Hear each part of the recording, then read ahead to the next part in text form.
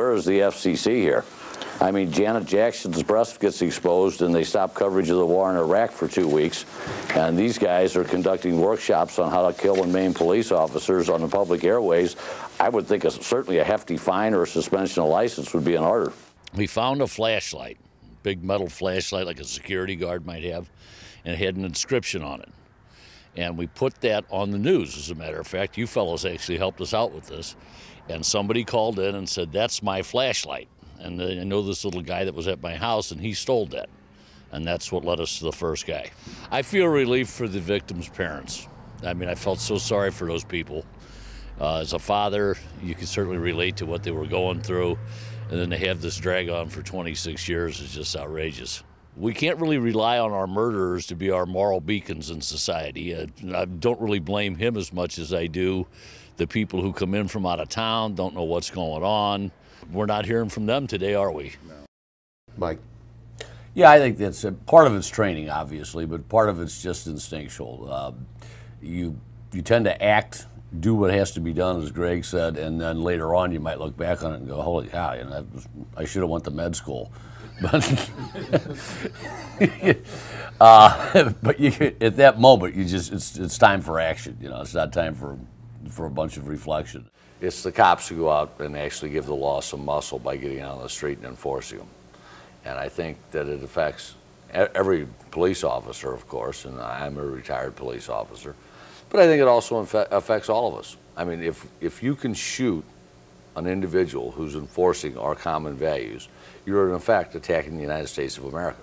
This particular deputy, as I was, used to be a city police officer, and he was shot in 1977, and I responded to that also. He overpowered a deputy and escaped. Halton made his break just seconds after being treated at South Point Hospital for surgery to his face. Sheriff's deputies say at the time he was not wearing handcuffs. He did have them. Apparently, from what I understand, the deputy removed the shackles in order to allow him to change clothes. Investigators say Halton left the hospital wearing only a blue prison jumpsuit and sneakers. Based on what he was wearing and the conditions right now, what are your thoughts on where he might be or how things are? My thoughts are that he either had someone waiting for him out here with a change of clothes, or he's desperately looking for a coat right now. The sheriff thinks the audit will clear the air and show there's no criminal wrongdoing in his administration. Although a spokesman admits the audit may request changes in the way the place operates. I would imagine that suggestions may be made or may be forthcoming from this, and we'd certainly look at those very strongly and consider their implementation. That's not the way you run a railroad. It may not have been structured properly according to the state auditor's accounting procedures, but certainly it was a good faith effort to provide well for the citizens of the city. If the person shows up, sheriff's deputies would be notified right away. I look at this as an improvement of our ability to secure this facility.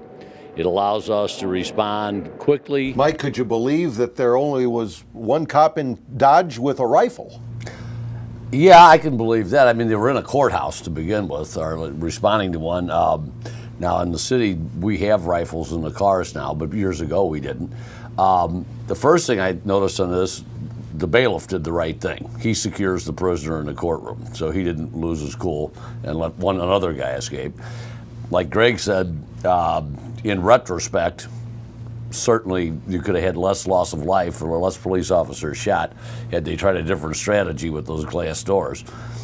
The sharpshooter did a wonderful job, although that trick of writing on the hood of the car, that's one of those don't try this at home. The guy's got bigger cojones than Batman, but I mean, I don't think I'd have approached this thing exactly that way myself.